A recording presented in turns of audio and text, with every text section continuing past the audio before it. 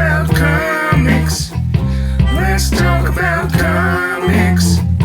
Let's talk about comics. Let's talk about comics. Around there, YouTube, it is Charles here, and today I want to talk briefly about a book from Ignition Press, Deluge. This is number 3. It takes place in a women's prison that is currently under the threat of flooding, and in this flood there's a mysterious monster that is hunting them.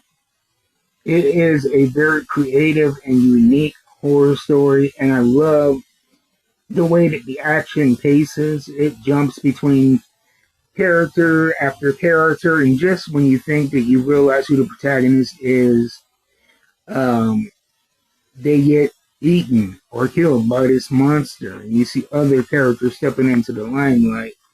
And one thing that this story is doing very well is it is drip feeding you information and establishing a tone without spoon feeding it to you. When you first start in issues 1 and 2, you meet these characters and you see flashbacks of what their life was before they got there, be it guard or inmate, and how they ended up there and what they've done with their time inside of this institution.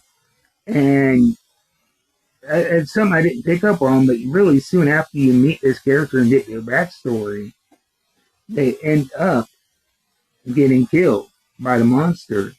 And you find out that that is very intentional, and it is seemingly a plot point that I'm not going to give away here. But the way that it is explained is genius, and it makes everything make sense in hindsight, and a lot of the chaos that you read in previous issues, you realize wasn't so much chaos. And you get to see the dynamics of these individuals and how they interact in a crisis. And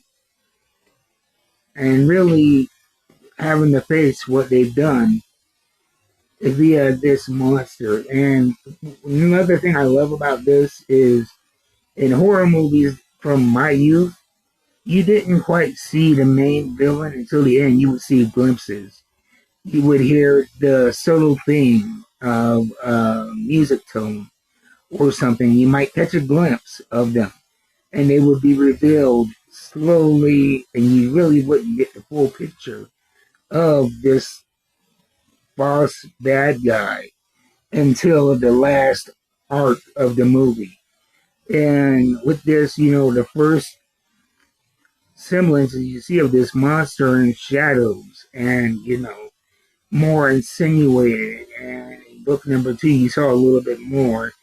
And here, you get to see glimpses of the beast until it is finally revealed in all of its awful glory. And a brilliant, brilliant piece of artwork.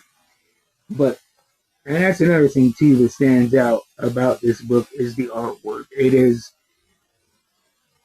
is both bright and detail-oriented, capturing the emotion of the characters, but it doesn't cross into the uncanny valley, and you still have that sense of darkness, dampness, and misery that you see in this flooded prison.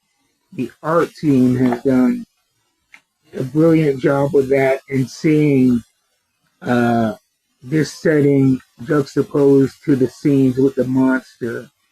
And it is a brilliant book. I highly suggest you give it a chance.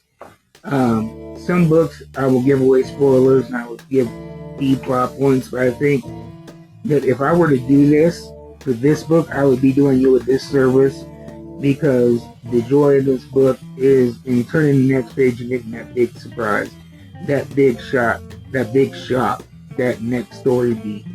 So I don't want to take that from you, but trust me, get Deluge. If you can, get 1, 2, and 3. It's a $4.99 book, yes, but it's worth every penny of that $4.99 and then some.